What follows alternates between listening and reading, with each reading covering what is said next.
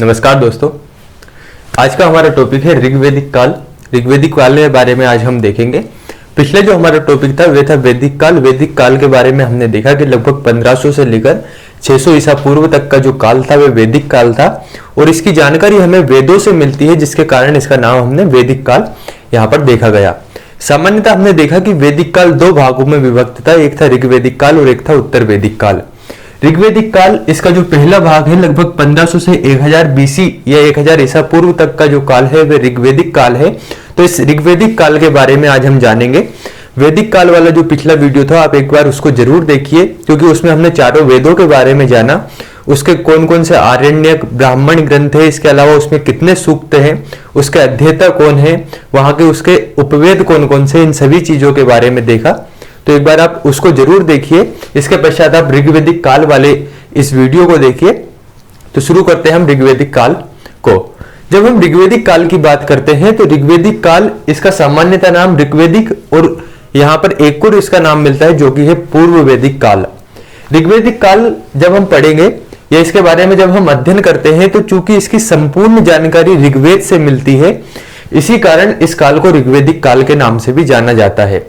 तो पहले हमने जब हड़प्पा सभ्यता और इसके पहले पाषाणकालीन संस्कृति के बारे में देखा तो वहां हमने देखा कि हमें पुरातात्विक साक्ष्यों पर निर्भर रहना पड़ा, जिसके कारण हमें वहां पर अनुमान लगाना पड़ा कि यहाँ का कैसा टाइम रहा होगा, किस प्रकार के लोग रहे होंगे, कैसी यहाँ की जीवन शैली रही होगी। इन सभी चीजों के बारे में हमने वहां पर अनुमान लगाया, क्योंकि हमें वहां पर कोई भी लिपि या साहित्यिक साक्ष्य नहीं मिला था। जब हम ऋग्वेदिक काल की बात करते हैं या उत्तर वैदिक काल, किसी भी वैदिक काल में किसी भी टाइम पीरियड की बात करते हैं तो हमें यहाँ पर साहित्यिक स्रोत मिला जिसने ये आसानी से बतला दिया कि इस काल में क्या रहा होगा। तो हम यहाँ के किसी भी जीवन के बारे में जब हम यहाँ का अध्ययन करेंगे, चाहे वो सामाजिक जीवन हो, राजनीतिक जीवन हो, आर्थिक जीवन हो या धार्मिक जीवन हो, किसी भी जीवन के बारे में या किसी भी आधार पर जब हम यहाँ पे बात करेंगे तो हमारे पास यहाँ पे पूर्ण रूप से साहित्यिक स्रोत है, अर्थात हम साहित्यिक स्रोत या वेदों में से पढ़कर उस बातों को आसानी से समझ सकेंगे, इसका अध्ययन कर सकेंगे। तो शुरू करते हैं हम सामाजिक जीवन के बारे में। तो अगर क्वेश्चन बनता है कि ऋग्वेदिक काल की जानकारी का मुख्य स्रोत क्या है, तो वह है ऋग्वेद। ऋग्वेद से ही हमें संपूर्ण इस काल की जानकारी प्राप्त होती है। तो जब हम इतिहास का अध्ययन करेंगे तो इतिहास में हमें पूर्ण रूप से, चाहे किसी भी टॉपिक को हम पढ़ेंगे, वहां पे हमें इन चारों बातों को जरूर ध्यान में रखना है कि हम जब भी किसी टॉपिक को पढ़ेंगे हमें सामाजिक, राजनीतिक, आर्थिक और धार्मिक जीवन वहां का कहीं ना कहीं देखने को मिल ही जाएगा। तो एक सामान्य आधारभूत संरचना है किसी भी जो भी आपका कह सकते हैं टॉपिक है उसको पढ़ने के लिए। तो शुरू करते हैं हम सामाजिक जीवन। जब हम ऋग्वेदिक काल के सामाजिक जीवन की बात करते हैं तो चूंकि इसकी जानकारी का मुख्य स्रोत ऋग्वेद है, तो वहां हमें पता चला कि ऋग्वेदिक काल का जो समाज था वह पितृसत्तात्मक समाज था। यहाँ पर जो पिता होता था वह ही परिवार का मुखिया होता था, वह उदार प्रकृति का होता था। इसके साथ ही जब हम यहाँ पर देखते हैं कि हमें यहाँ पर बड़े बड़े मकान दिखाई दिए, जिससे हमने अनुमान लगाया कि यहाँ पर संयुक्त परिवार व्यवस्था भी रही होगी। तो अगर हम ऋग्वेदिक समाज की बात करें तो सबसे पहले यहाँ पर जो समाज था वह पितृसत्तात्मक समाज था और ये साथ ही साथ संयुक्त परिवार की व्यवस्था भी इस समाज में देखने को मिलती है। इसके पश्चात जब हम यहाँ पर वर्ण व्यवस्था की बात करते हैं तो जो हमारा हड़प्पा कालीन संस्कृति थी, उस हड़प्पा सभ्यता में यहाँ पर जो समाज था ये समाज 4 वर्गों में विभाजित था। हमें ध्यान रखना है, हड़प्पा सभ्यता में समाज 4 वर्ग में विभाजित था, जबकि ऋग्वेदिक काल या उत्तर वैदिक काल में आते आते समाज वर्ण व्यवस्था में विभाजित हो गया। अर्थात ऋग्वेदिक काल में वर्ग से लेकर यहाँ पर वर्ण व्यवस्था आ गई। ब्राह्मण, क्षत्रिय, वैश्य और शूद्र, इन चारों वर्णों में यहाँ पर समाज विभक्त हुआ और इसके बारे में हमें जानकारी मिलती है ऋग्वेद के 10वें मंडल से। आपने देखा था इसके पहले वाले वीडियो में हमने देखा कि ऋग्वेद का 10वां मंडल जो है वहां के पुरुष सूक्त में यहाँ पर चतुर्वर्ण या चारों वर्ण व्यवस्था के बारे में जानकारी मिलती है, जिसमें बतलाया गया कि यहाँ पर वर्ण व्यवस्था का उत्पन्न या वर्ण व्यवस्था यहाँ पर प्रारंभ हो चुकी थी।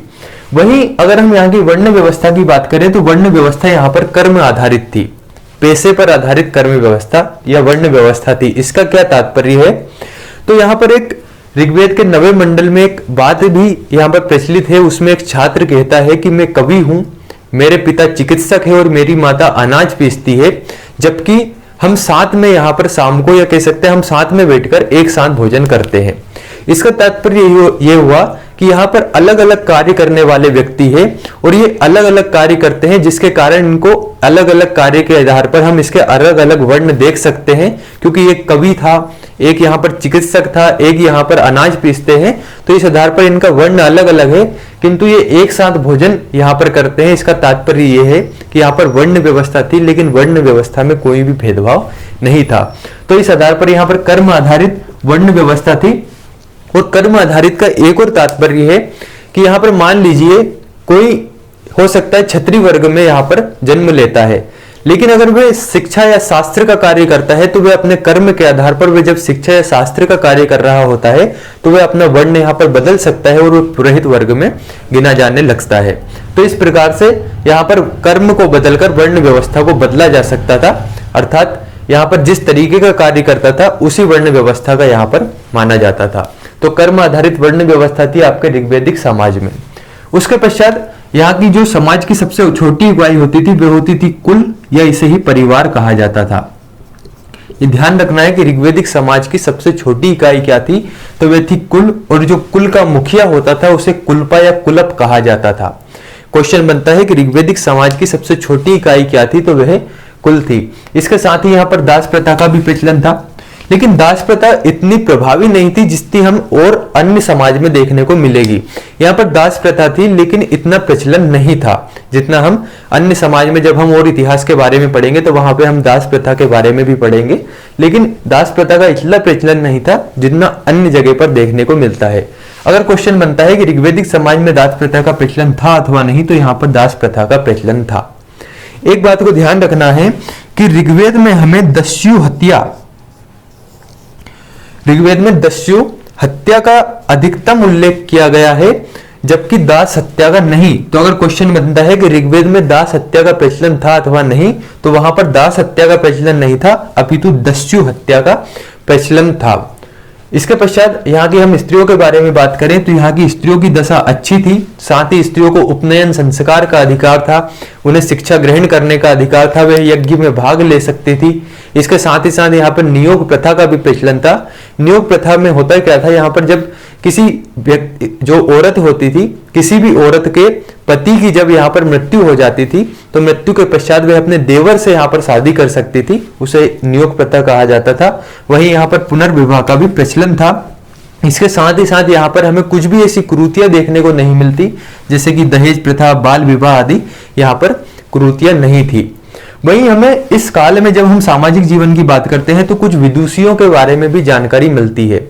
जैसे पुरुषों में विद्वानों को हम देखते हैं, ठीक ऐसे ही इस समाज में हमें कुछ विदुषियों की जानकारी मिलती है। उनमें प्रमुख रूप से विश्वारा, घोषा, लोपामुद्रा और अपाला, इन चारों नामों को हमें ध्यान रखना है, क्योंकि उत्तर वैदिक काल की विदुषियों के अलग नाम हैं और ऋग्वैदिक काल की विदुषियों के अलग नाम हैं। तो यहाँ पर क्वेश्चन अधिकांशतः बन जाता है कि ऋग्वैदिक काल की विदुषियां कौन कौन थी। तो हमें ध्यान रखना है विश्वारा, घोषा, लोपामुद्रा और अपाला ये ऋग्वैदिक कालीन विदुषियां थी। इसके साथ ही यहाँ के खान पान की बात करें तो शाकाहारी और मांसाहारी दोनों प्रकार के लोग रहते थे। यहाँ पर एक पेय पदार्थ के रूप में सोम रस का पान किया जाता था, और ये सोम रस के लिए ऋग्वेद का जो नवा मंडल है ये सोम देवता को ही समर्पित किया गया है। इतना अधिक महत्व यहाँ पर सोम रस का था। तो क्वेश्चन बनता भी है कि सोम रस या ऋग्वेद के नवे मंडल में किसको समर्पित है, तो ऋग्वेद का नवा मंडल सोम रस को, सोम देवता को समर्पित है। यहाँ पर पहनावे के रूप में सूती एवं ऊनी इन वस्त्रों का यहाँ पर प्रचलन था या उपयोग किया जाता था। तो ये थी ऋग्वैदिक कालीन सामाजिक व्यवस्था। अर्थात हमें कहना पड़े कि ऋग्वैदिक कालीन सामाजिक व्यवस्था कैसी थी, तो ऋग्वैदिक कालीन जो समाज था वह समतावादी समाज था। यहाँ पर समाज पितृसत्तात्मक समाज था और वर्ण व्यवस्था कर्म आधारित थी। एक बार और हम इसको देखते हैं, इसकी सामाजिक व्यवस्था को। तो यहाँ का समाज पितृसत्तात्मक था, इसके साथ ही संयुक्त परिवार व्यवस्था थी।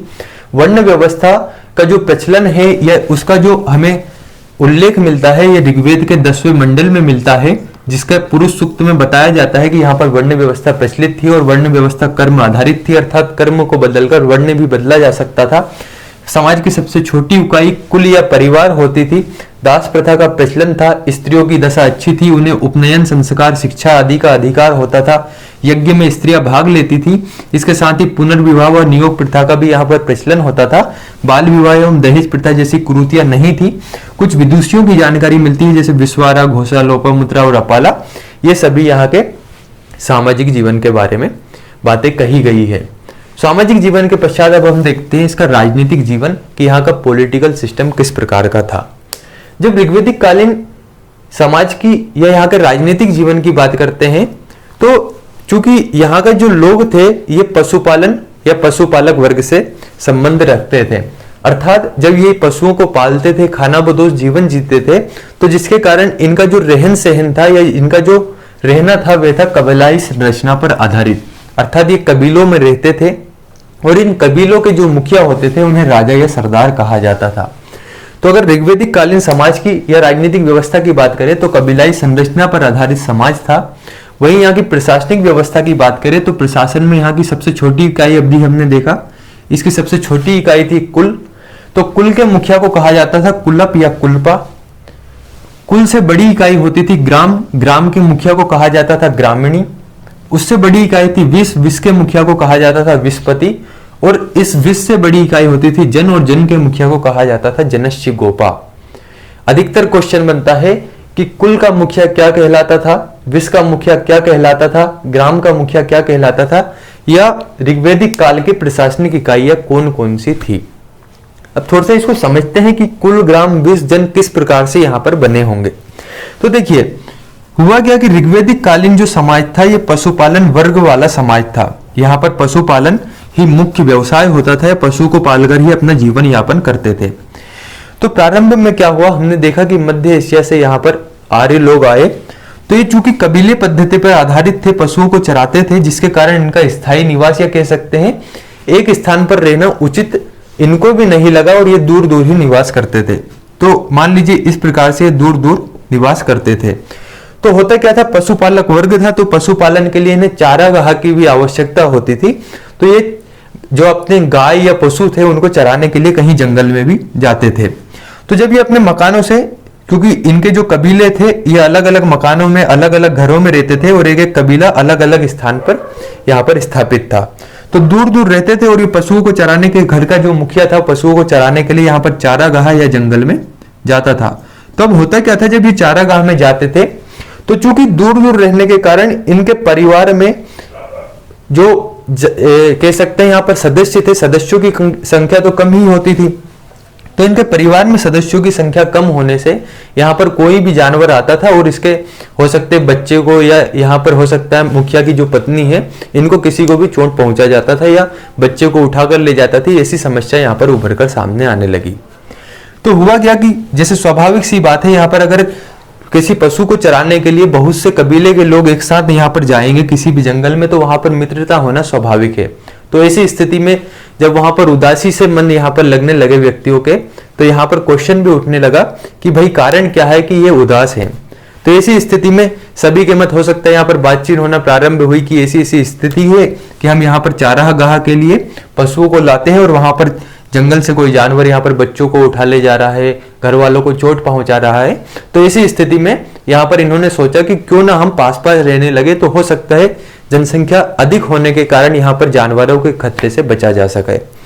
तो देखिए ये अलग अलग कबीले में रहते थे, तो इस अलग अलग कबीले को कहा जाता था कुल। और जो ये जानवर चराने के लिए ले जाते थे इनको कहा जाता था, इनके कबीले के मुखिया होते थे तो इनको कहा जाता था कुलपा या कुलप। तो पहली प्रशासनिक इकाई तो हो गई आपकी कुल, अलग अलग जो रहते थे कबीलों में। अब इसके पश्चात होने क्या लगा कि जब ये दूर दूर थे तो इसके पश्चात इन्होंने कहा कि क्यों ना पास पास रहने लगे, जिससे कि यहाँ पर अगर जानवर आए तो अधिक जनसंख्या के कारण बचाव हो सकता है। तो अलग अलग रहने के बाद ये पास पास रहने लगे, इस प्रकार से यहाँ पर पास पास रहने लगे। और आप जानते हैं जब बहुत से कबीले या बहुत से कुल या परिवार एक साथ रहने लगते हैं तो एक ग्राम का निर्माण होता है, एक गांव का निर्माण हो जाता है। जब पास पास रहने लगे तो यहाँ पर एक ग्राम का निर्माण हो गया। तो दूसरी प्रशासनिक इकाई हमारी कुल के बाद बन गई ग्राम। ग्राम का मुखिया कहलाने लगा ग्रामीणी। अब ये ग्रामीणी कैसे बना उसको हम देखते हैं। तब हुआ क्या कि कुछ समय तक तो यहाँ पर स्थिति ठीक रही कि जैसे ही ये लोग आसपास रहने लगे, पास पास रहने लगे तो एक दूसरे की मदद करते थे, कोई भी जानवर आता था तो उससे बचाव कर सकते थे। लेकिन हुआ क्या कि हम जानते जंगलों में उस समय जानवर भी बड़े बड़े थे। जब बहुत बड़े जानवर थे तो कभी कभी ऐसी भी स्थिति आने लगी कि यहाँ पर जो परिवार का मुखिया था ये तो जाता था चारागाह के लिए, यहाँ पर कह सकते हैं जानवरों को चराने के लिए जंगल में जाता था। तो अगर यहाँ पे कोई रहेगा तो ये रहेंगे महिला, और यहाँ पर जो भी इनके बच्चे रहेंगे वे ही यहाँ पर घर पर रहते थे। तो जब बड़े जानवर यहाँ पर आते थे तो महिलाएं एवं बच्चे इन जानवरों से यहाँ से समस्या से निपटारा नहीं कर सकते थे। तो ऐसी स्थिति में फिर वही स्थिति उत्पन्न होने लगी जो पहले दूर दूर कबीलों में रहने लगते थे। वहां पर जानवर जब बच्चों को उठा ले जाते थे या कुछ यहाँ पर इनको चोट पहुंचा सकते थे, ठीक ऐसी ही स्थिति फिर से पुनः उभरने लगी। तो अब ऐसी स्थिति में इन्होंने कहा कि अब क्या किया जाए। तो लोगों के मत फिर ऐसा किसी ने कहा कि क्यों ना ऐसा किया जाए कि गांव का जो भी शक्तिशाली व्यक्ति है उस गांव के शक्तिशाली व्यक्ति को हम गांव में रखते हैं ताकि वह बच्चों की, महिलाओं की यहाँ पर सुरक्षा कर सके। अब क्वेश्चन ये उठा कि शक्तिशाली कौन है और उसको रखा कैसे जाए। तो ऐसी स्थिति में कहा कि क्यों ना हम यहाँ पर मल्ल युद्ध या कुश्ती का आयोजन करते हैं और उसमें जो भी व्यक्ति यहाँ पर चुनकर सामने आता है या जो भी यहाँ पर कह सकते हैं विजयी होता है उस व्यक्ति को हम यहाँ पर उसको गांव में रख देंगे और वो यहाँ पर महिलाओं एवं बच्चों की सुरक्षा करेगा। तो ऐसी स्थिति में मल्ल युद्ध या कुश्ती का आयोजन किया जाता है और उसमें अंत में एक जो व्यक्ति होता है वह विजयी होता है। तो ये व्यक्ति जब विजयी होता है तो इससे कहा जाता है कि अब तुम्हें गांव में ही रहना है। लेकिन ये व्यक्ति मना कर देता है कि मैं यहाँ पर गांव में क्यों रहूं। तो उसने कहा कि तुमने, पहली बात तो ये कि कुश्ती में भाग क्यों लिया अगर तुम्हें गांव में नहीं रहना था तो। दूसरी बात ये कि इसने कहा कि मैं ग्राम में नहीं रह सकता। तो इन्होंने कहा इसका क्या कारण है कि तुम गांव में नहीं रह सकते। तो उसने कहा कि भाई देखो, जिस प्रकार से तुम यहाँ से अपने पशुओं को चराने के लिए जंगलों में जाते हो, ठीक ऐसे ही मुझे भी अपने पशुओं को चराना है, क्योंकि यहाँ पर जो जीवन यापन के लिए जो मुख्य यहाँ पर पेशा हुआ करता था वह था पशुपालन, अर्थात कृषि के बारे में ज्यादा जानकारी इन लोगों को नहीं थी। तो पशुपालन से ही अपना जीवन यापन करते थे। तो इन्होंने कहा कि अगर मैं घर पर रहूंगा या यहाँ पर ग्राम में रहूंगा तो यहाँ पर मेरे पशुओं को चराएगा कौन। तो इन्होंने कहा कि अगर मेरे पशुओं को कोई नहीं चराएगा तो मेरा जीवन या कह सकते हैं मेरा घर कैसे चलेगा। तो गांव वालों ने कहा बात तो इसकी भी ठीक है। तो उन्होंने कहा कि हम गांव के इतने लोग हैं, एक एक दिन करके तुम्हारे पशुओं को ले जाएंगे यहाँ पर चराने के लिए, और साथ ही आपके पशुओं को तो ले जाएंगे, लेकिन हमारे पास जो भी अतिरिक्त यहाँ पर आय बचेगी, चाहे उसमें दूध, दही, मही जो भी हो सकता है, छाछ वगैरह, जो भी ज्यादा बचेगा उस चीज को हम आपको प्रदान कर देंगे। तो देखिए, अब एक व्यक्ति चुनकर जब मल्ल युद्ध या कुश्ती से बाहर आया तो उसने यहाँ पर कहा कि ठीक है, अब मैं गांव में रह सकता हूं अगर आप मेरे पशुओं को चराने जाएंगे। तो जो ये एक व्यक्ति था ये था ग्राम का मुखिया, ग्रामीणी, इसको यहाँ पर रख दिया। साथ ही लोगों ने कहा कि हमारे पास जो भी अतिरिक्त, चाहे वे छाछ बचेगी, यहाँ पर दूध बचेगा, घी बचेगा, उसको हम अतिरिक्त रूप में आपको दे देंगे। अर्थात लोगों ने जब यहाँ पर ये चीजें देना प्रारंभ की तो एक तरीके से यहाँ पर टैक्स या कर प्रारंभ हो गया। लेकिन लोग यहाँ पर स्वेच्छा से कर देने लगे थे, अर्थात स्वेच्छा से देते थे कि हम इतना दूध इनको दे देते हैं। उनकी इच्छा के ऊपर निर्भर था। किसी के पास नहीं बचता है तो नहीं भी देते हैं, किसी के पास अधिक था तो वो देने भी लगते हैं कि हाँ ठीक है, इनको दूध या दही जो भी दिया जाना चाहिए वो हम दे सकते हैं। इसका तात्पर्य क्या है कि यहाँ पर टैक्स प्रारंभ हो गया, चाहे वह किसी भी रूप में लिया जाने लगा। तो टैक्स जो प्रारंभ हुआ, टैक्स प्रारंभ हुआ स्वेच्छाकारी टैक्स, अर्थात स्वेच्छा पर निर्भर था कि हम इनको दें अथवा नहीं। तो ऐसी स्थिति में ग्राम का मुखिया बना ग्रामीणी और एक नई व्यवस्था प्रारंभ हो गई, वो थी टैक्सेशन या कर की प्रणाली। जो एक स्वेच्छाकारी कर था, ऋग्वैदिक काल में इस कर को एक नाम दिया गया जो कर था बलि। तो अगर क्वेश्चन बनता है कि ऋग्वैदिक काल में टैक्स था अथवा नहीं, तो टैक्स था, कर था, और एक कर स्वेच्छाकारी कर था।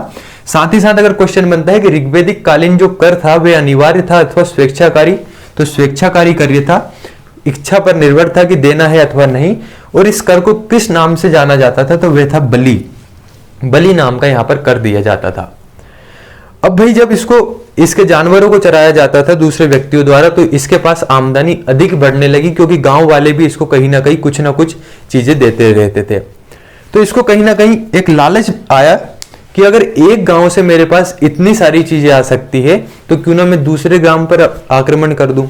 तो इसने किया क्या कि यहाँ पर भी आसपास जो दूसरे ग्राम थे, इन दूसरे ग्रामों पर आक्रमण करना प्रारंभ किया। कि अगर मैं दूसरे ग्रामों पर आक्रमण करूं तो मेरे पास हो सकता है कि यहाँ पर और भी ज्यादा टैक्स आए, ये कर अधिक से अधिक आए, जिससे मैं हो सकता है यहाँ का सबसे धनी वर्ग या सबसे अमीर व्यक्ति कहलाऊं। तो इसके लिए सबसे पहली बात तो ये कि ये यहाँ पर आक्रमण तो कर सकता था, लेकिन आक्रमण के लिए चाहिए सेना। अब ये सेना कहां से लाई? तो फिर यहाँ पर इसने गांव वालों से कहा कि देखो मैं अकेला व्यक्ति हूं, जानवरों की संख्या अधिक है, जानवर ज्यादा आते हैं, तो क्यों ना तुम्हारे जो भी बच्चे हैं इन बच्चों को तुम मेरे साथ रख दो। वैसे भी यहाँ पर ये मस्ती करते रहते होंगे, तो तुम इन बच्चों को मेरे साथ रख दो, तो हम यहाँ पर आसानी से इनसे निपट सकते हैं। तो गांव वालों ने भी सोचा अच्छी बात है, इनके साथ रहेंगे तो जानवरों से भी यहाँ पर छुटकारा पा सकते हैं। तो ऐसी स्थिति में गांव वालों ने इसके साथ में यहाँ पर इनके जो भी बच्चे थे इसके साथ में रहने के लिए बोल दिया। अर्थात आप देख रहे हैं यहाँ पर जब इतने सारे बच्चे इसके साथ में हुए तो कहीं ना कहीं सेना का प्रारंभ हो गया। अब ये जब ये सेना प्रारंभ हुई तो इन्होंने क्या किया, यहाँ पर इस सेना को कहीं ना कहीं कुछ ना कुछ शिक्षा दी होगी, कुछ ना कुछ चीजें बताई होगी युद्ध के बारे में, और इन्होंने दूसरे ग्राम पर आक्रमण कर दिया। तो ये जो दूसरे ग्राम थे इन पर आक्रमण करने के कारण इसका क्षेत्र बढ़ा, और जैसे ही ये क्षेत्र बढ़ा तो ये क्षेत्र कहलाने लगा विष। ठीक है, यह क्षेत्र विष कहलाने लगा और अब विष का मुखिया कहलाने लगा विषपति। इसके पश्चात ठीक यही व्यवस्था बढ़ती गई और इसने और भी बड़े क्षेत्र पर आक्रमण किया, जिससे और भी बड़ा क्षेत्र बना और ये क्षेत्र बनकर उभर कर सामने आया, जिसका नाम कहलाया गया जन, और जन का मुखिया कहलाने गया जनस्य गोपा। तो ये जो सेना थी ये सेना स्थायी नहीं थी, क्योंकि यहाँ पर सबसे बड़ी बात यह कि जो कर था वह कहीं ना कहीं यहाँ पर पशुपालन से ही संबंधित रहता था। जैसे कि यहाँ पर दूध दही ये सभी चीजों का ही कर दिए जाते थे, कुछ अन्य चीजें दी जाती थी, जिसके कारण टैक्स जो था वह स्वेच्छाकारी था। तो यहाँ पर स्थायी सेना रखना मुमकिन नहीं था, जिसके कारण यहाँ पर स्थायी सेना नहीं थी। दूसरी बात ये कि यहाँ पर बलि स्वेच्छाकारी कर था और कुल ग्राम विष जन इस तरीके से यहाँ पर प्रशासनिक इकाई स्थापित होती गई। कहीं कहीं आपको जन के बाद राष्ट्र का निर्माण भी देखने को इसी प्रकार से मिलेगा और राष्ट्र का मुखिया राजा कहलाने लगा था। तो इस प्रकार से राजनीतिक व्यवस्था के अंतर्गत आपकी प्रशासनिक इकाई यहाँ पर स्थापित हुई। तो आप यहाँ पर समझ गए होंगे कि सबसे छोटी इकाई थी कुल, कुल का मुखिया कुलप या कुलपा, उसके बाद बनी ग्राम, ग्राम का मुखिया ग्रामीणी, फिर विष, विष का मुखिया विषपति, जन, जन का मुखिया जनस्य गोपा, जो कि यहाँ की सबसे सर्वोच्च इकाई थी। तो अगर क्वेश्चन बनता है कि ऋग्वैदिक काल की सबसे सर्वोच्च इकाई कौन सी थी, तो वह थी जन, जिसका मुखिया था जनस्य गोपा। इसके पश्चात अगर हम बात करें कि राजा का पद कैसा था, वंशानुगत अथवा यहाँ पर कह सकते हैं कि निर्वाचन होता था अथवा नहीं, तो यहाँ पर राजा का पद वंशानुगत नहीं था। इसका तात्पर्य है कि जो राजा था उसका पुत्र ही यहाँ पर राजा नहीं बनता था, क्योंकि हमने देखा कर्म आधारित जिस प्रकार से वर्ण व्यवस्था थी, ठीक ऐसे ही यहाँ पर कार्य के आधार पर ही राजा को बनाया जाता था या निर्वाचित किया जाता था। कभी कभी ऐसी चीजें भी देखने को मिली। हमें ध्यान रखना है ऋग्वैदिक काल में राजा का पद वंशानुगत नहीं था, स्थायी सेना नहीं थी, बल्कि एक स्वेच्छाकारी कर था।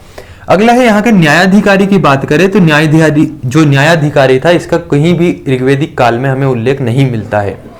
जब न्याय अधिकारी का उल्लेख नहीं मिलता है तो इसका तात्पर्य यह नहीं है कि यहाँ पर अपराध नहीं होता था। जिसका सबसे अधिक महत्व था वह थी यहाँ पर गाय। तो गाय का अत्यधिक महत्व होने के कारण यहाँ पर सर्वाधिक जो चोरी होती थी वह गाय की होती थी। इसके आधार पर हम कह सकते हैं कि यहाँ पर अपराध होता था, किंतु यहाँ पर हमें किसी भी न्यायाधिकारी की उल्लेख नहीं मिलता है। इसके अलावा हमें यहाँ पर कुछ अधिकारियों के बारे में भी चर्चा मिलती है, जैसे यहाँ पर पुरोहित, सेनानी, व्राजपति। इस व्राजपति का नाम कहीं कहीं आपको वज्रपति भी मिलता है। और ये जो वज्रपति था ये यहाँ पर गोचर भूमि का प्रमुख होता था। जो गोचर भूमि थी, जो गायों के चराने की भूमि होती थी, उसी का प्रमुख कहलाता था यहाँ पर व्राजपति। इसके बाद अगर हम राजनीतिक जीवन की बात करें तो यहाँ पर कुछ संस्थाएं होती थी और ये संस्थाएं थी राजा की सहायता के लिए। राज्य की सहायता के लिए, राज्य को परामर्श देने के लिए कुछ संस्थाओं का निर्माण किया जाता था। उन संस्थाओं में प्रमुख रूप से सभा, समिति, विदत और गण, इन 4 संस्थाओं का उल्लेख मिलता है। जो सभा और समिति है, सभा और समिति का तो अथर्ववेद में इतना ज्यादा महत्व बताया गया है कि इसे प्रजापति की पुत्रियों के बारे में भी कहा गया कि सभा और समिति प्रजापति की पुत्रियां थी। इस प्रकार से इसके महत्व को उल्लेखित किया गया है। साथ ही साथ जो सभा थी ये श्रेष्ठ जनों की सभा थी, इसमें महिलाएं भी भाग लेती थी। वहीं अगर हम समिति की बात करें तो ये आमजन या जन साधारण की सभा संस्था थी। इसके पश्चात जो विदत थी, ये विदत सैनिक कार्य से संबंधित आपकी संस्था थी और इसका कार्य होता था जो उपज होती थी या यहाँ पर कह सकते हैं जो लूटा हुआ माल था इसको बंटवारे या बांटने का कार्य रहता था आपका विदत या विदत संस्था का। इसके पश्चात अगली समिति या संस्था थी गण, और ये गण भी आपकी कुलीन वर्ग की समिति थी। तो इस प्रकार से आपकी राजनीतिक व्यवस्था कंप्लीट होती है। ये थी आपके ऋग्वैदिक काल की राजनीतिक व्यवस्था। तो एक बार हम इसको देखते हैं। ऋग्वैदिक समाज कबीलाई संरचना पर आधारित समाज था जिसका मुखिया राजा या सरदार कहलाता था। यहाँ की प्रशासनिक इकाई की सबसे छोटी इकाई कुल थी, उससे बड़ी ग्राम थी, उससे बड़ी विस थी और उससे बड़ी जन थी। जन सबसे बड़ी इकाई होती थी जिसका मुखिया जनस्य गोपा कहलाता था।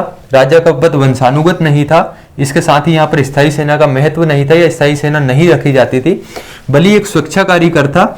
इसके पश्चात न्यायाधिकारी का कहीं भी उल्लेख नहीं मिलता था। प्रमुख रूप से हमें पुरोहित, सेनानी, व्याज्रपति जैसे अधिकारी देखने को मिलते हैं। व्याज्रपति यहाँ पर गोचर भूमि का प्रमुख था। यहाँ पर 4 प्रमुख संस्थाएं थी जो कि राजा को परामर्श देती थी। सभा और समिति को अथर्ववेद पर प्रजापति की पुत्रिया कहा गया। सभा श्रेष्ठ जनों की संस्था थी जिसमें महिलाएं भाग लेती थी। समिति में भी महिलाएं भाग लेती थी जो कि जनसाधारण या आमजन की संस्था थी। विदत सैनिक कार्य से संबंधित संस्था थी और गण कुलीन वर्ग की संस्था थी। तो यह था आपका ऋग्वैदिक कालीन राजनीतिक व्यवस्था।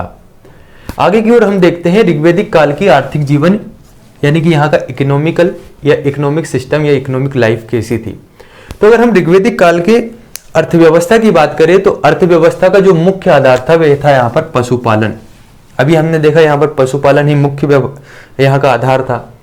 तो इनका मुख्य आधार पशुपालन था जिसके कारण इस काल में गायों का अत्यधिक महत्व था। ऋग्वैदिक काल में गायों का इसी कारण सर्वाधिक महत्व था और यहाँ पर गायों के सर्वाधिक महत्व होने के कारण ही, चूंकि यहाँ पर पशुपालन किया जाता था, इसी कारण सर्वाधिक इसका महत्व गायों का था। इसके महत्व को हम इस प्रकार से भी समझ सकते हैं कि ऋग्वेद में 176 बार गायों का उल्लेख किया गया है, गायों का नाम आता है। इस प्रकार से इसके महत्व को दर्शाया गया है ऋग्वेद में। वहीं यहाँ पर गायों के महत्व के बारे में एक और बात सामने आती है कि यहाँ पर राजा का भी कभी कभी नाम गोप मिलता है जो कि गायों से संबंधित है। और युद्ध के लिए यहाँ पर गविष्टि शब्द का प्रयोग किया गया है। गविष्टि का शब्द का प्रयोग होता है गायों के लिए लड़ा गया युद्ध, अर्थात यहाँ पर युद्ध भी गायों के लिए ही लड़ा जाता था, जिसमें कि गायों को जीतने के कार्य के लिए यहाँ पर युद्ध लड़ा जाता था। इसके साथ ही अगर हम ऋग्वैदिक काल के आर्थिक जीवन में देखें कि इनका जो प्रिय पशु था वह था घोड़ा, क्योंकि ये रथ के प्रयोग में यहाँ पर घोड़े को उपयोग में लाते थे। इसमें सर्वाधिक महत्व पशुपालन का था। इस बात को इस तरीके से भी समझ सकते हैं कि ऋग्वेद में मात्र 24 मंत्र दिए गए हैं कृषि से संबंधित, जबकि गायों के महत्व को लेकर 176 बार यहाँ पर गायों का उल्लेख किया गया है। तो कृषि से ये लोग परिचित थे। कृषि से संबंधित यहाँ पर 24 मंत्र दिए गए हैं और कृषि से परिचित थे इस बारे में हमें जानकारी इसलिए मिलती है क्योंकि यहाँ पर हमें खेत के लिए एक शब्द का प्रयोग किया गया है जिसका नाम है क्षेत्र, और हल के लिए यहाँ पर लांगल शब्द का प्रयोग किया गया है। तो ये थी ऋग्वैदिक काल की आर्थिक जीवन के अंतर्गत पशुपालन और कृषि से संबंधित बातें। आगे की ओर जब हम इसके शिल्प की बात करें तो शिल्प यहाँ पर विकसित अवस्था में नहीं था, ज्यादा विकसित नहीं था, क्योंकि यहाँ पर रथ निर्माण, धातु निर्माण, बढ़ईगिरी ये कम ही चीजें यहाँ पर शिल्प के रूप में थी। यहाँ पर तांबे को अयस के रूप में पहचाना गया और सोने को स्वर्ण के रूप में, अर्थात तांबा अयस को कहते थे और स्वर्ण सोने को कहा जाता था।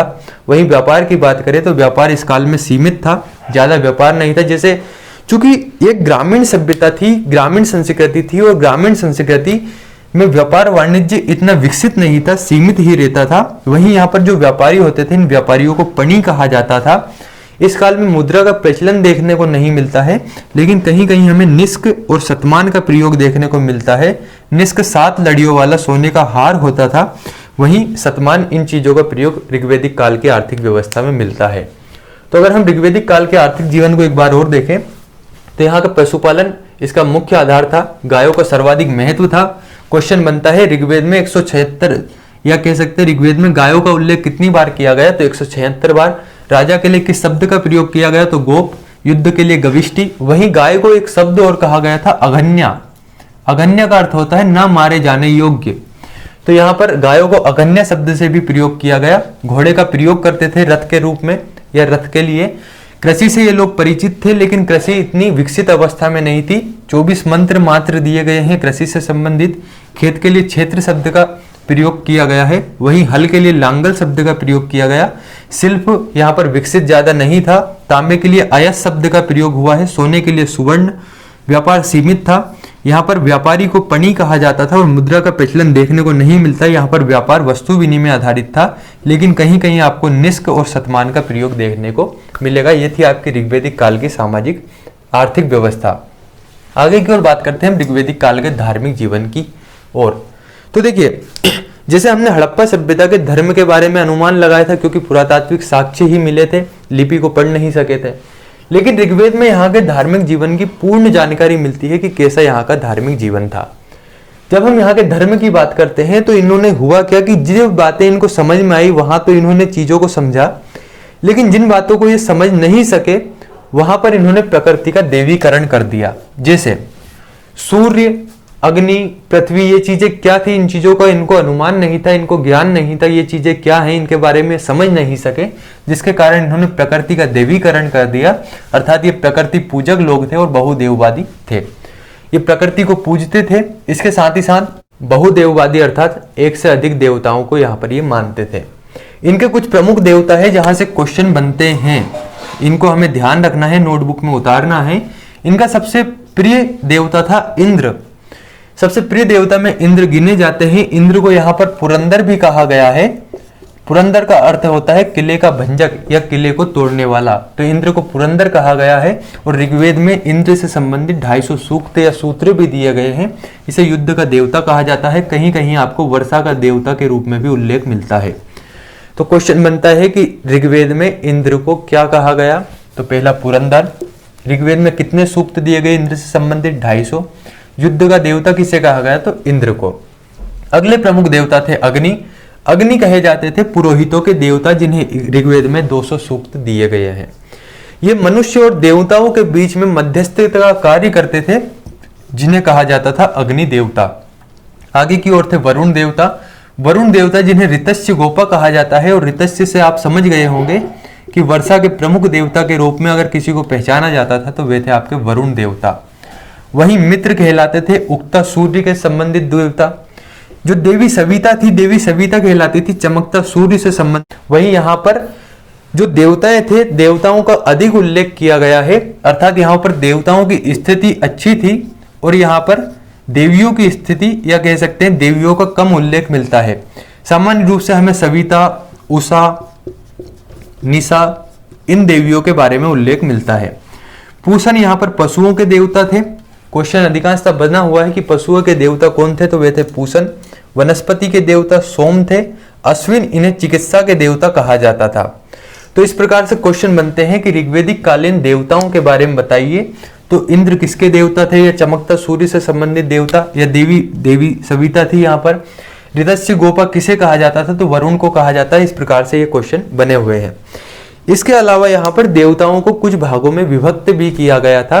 वे प्रमुख भाग थे अंतरिक्ष के देवता, पृथ्वी के देवता, वायु या आकाश के देवता। तो इन्हें हमें ध्यान रखना है कि अंतरिक्ष के देवता कौन है, पृथ्वी के देवता कौन है और आकाश के देवता कौन है।